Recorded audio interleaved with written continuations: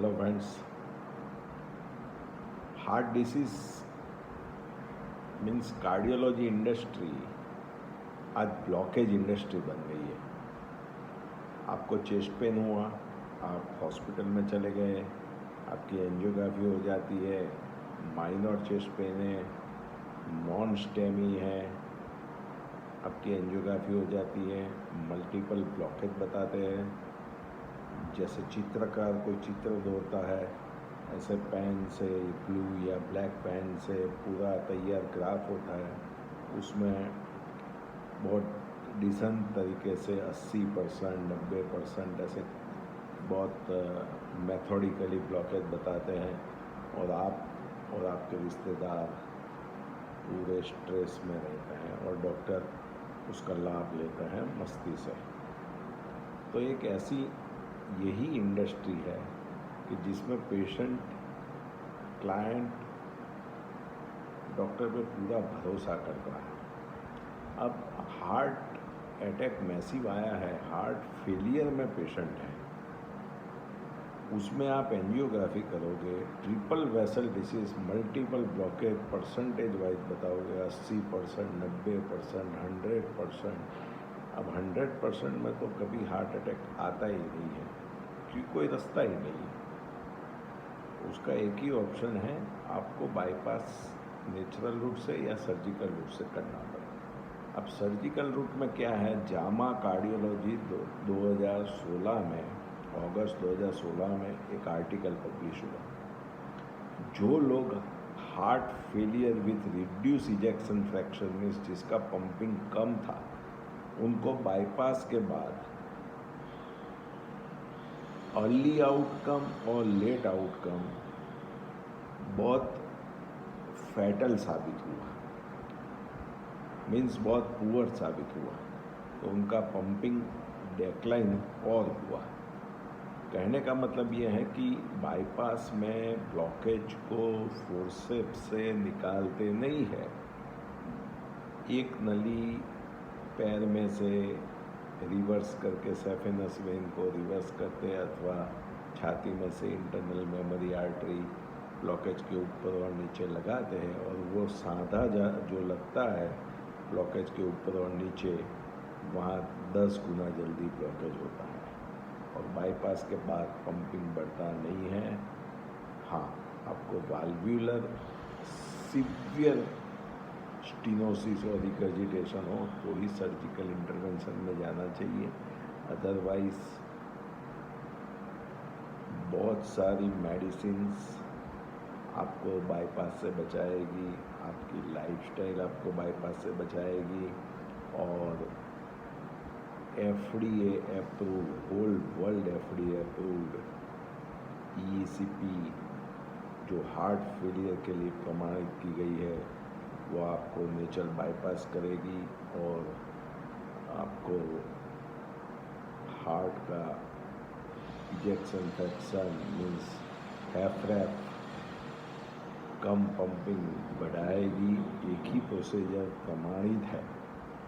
70s में चलती थी बाईपास, 80s में चलते थे बलून और स्टेंट्स वगैरह, लेकिन अब की सदी ECP की है और स्वाभाविक है कि जो लोग बाईपास सीखे हैं, वो लोग जो लोग स्टैंड सीखे हैं, वो लोग ECP को डिनाउंस करेंगे जैसे हम उनकी प्रैक्टिस को डिनाउंस करते हैं। लेकिन FDA की बात को कोई भी कार्डियोलॉजिस्ट, आइदर इन्वेसिव हो या बाईपास सर्जन हो या ECP का काम करता हो, डिनाई नहीं कर सकता।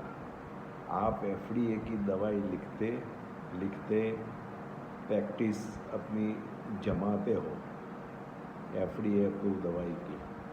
बाईपास सर्जरी या स्टेंट के बाद दवाइयाँ कम नहीं होती है, दवाइयाँ और ज़्यादा होती हैं। तो ये तो जामा कार्डियोलॉजी जर्नल का पब्लिकेशन है 2016 का कि कम पंपिंग वाले पेशेंट्स में short term and long term prognosis बहुत ख़राब है और डेथ रेट 2 गुना ज़्यादा है। कम पंपिंग वाले पेशेंट में, फिर भी लोग मानते नहीं हैं, फिर भी ब्लॉकेज है, ब्लॉकेज साहब ने बताए हैं तो हमको बाईपास कराना चाहिए, हम द्विधा में हैं, रिश्तेदारों की प्रेशर से चले जाते हैं, फिर बाईपास करा के फिर तकलीफ़ होती है तो फिर हमारे पास आते हैं। ऐसे कई पेशेंट हमारे पास पोस्ट बाईपास आए हैं ECP लेने के लिए।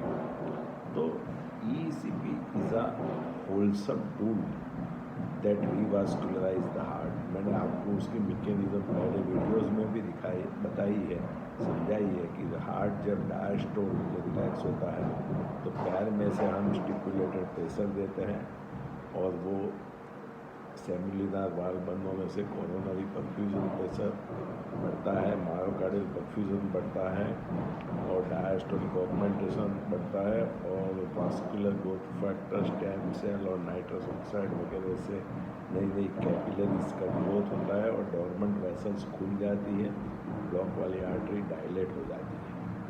और जब हार्ट कॉन्ट्रैक्ट करता है तो ऊपर से नीचे की तरफ के बेल्ट ऑटोमेटिक ECG के हिसाब से अनुरूप वो खुल जाते हैं तो हार्ट का रेजिस्टेंस कम होता है, हार्ट का पंपिंग बढ़ता है। तो एक ही पद्धति है जो आपका पंपिंग बढ़ाएगी, लेकिन लोग आज भी बहुत ब्लॉकेज साहब ने बता दिए हैं और ऐसी चित्रकारी करके बताते हैं जैसे एकदम से टच करके ब्लैक पेन से या ब्लू पेन से बताते हैं कि अब तो कोई रास्ता ही नहीं है। लेकिन कुदरत का नियम है, जहाँ ब्लॉक होता है वहाँ नेचुरल कोलेटरल बनना चालू होता है, लेकिन इंसान की लाइफस्टाइल इतनी हेल्दी नहीं होती है तो वो इतनी फास्ट मात्रा में कोलेटरल बनता नहीं है। इसीलिए कोलेटरल को ऑगमेंट करने के लिए ECP लेना आवश्यक है। बाईपास भी एक सर्जिकल रिवास्कुलराइजेशन, कोलेटरलाइजेशन करता है, वो थोड़ा ब्लॉक निकालता है। तो नॉन सर्जिकल रिवास्कुलराइजेशन, कोलेटरलाइजेशन और इम्प्रूव पंपिंग कराने के लिए, नेचुरल बाईपास कराने के लिए आपको FDA अप्रूव ECP आपको बेहतर रिजल्ट देगी और आपकी लाइफस्टाइल और दवाई आपको बेहतर रिजल्ट देगी। आप जान के चलिए, मान के चलिए। आप बाईपास कराने के बाद हमारे पास कई पेशेंट्स आते हैं कि साहब अभी भी तकलीफ़ है, ज़्यादा पंपिंग फिर से लेस हो गया है, क्योंकि हम जानते हैं कि बाईपास में हार्ट लग मशीन पे पेशेंट को स्टर्नम को ब्रीच करने के बाद ले जाते हैं, फिर 2 दिन वेंटिलेटर पे पेशेंट को रखते हैं तो हार्ट की कंडीशन थोड़ी वीक हो जाती है। लेकिन फिर भी लोग ब्लॉकेज के डर से और ब्लॉकेज को इतना प्रमोट करते हैं हॉस्पिटल वाले कि पेशेंट डर जाते हैं। बाकी ऐसा कुछ होता नहीं है परसेंटेज, और ये एक ऐसी इंडस्ट्री है कि जो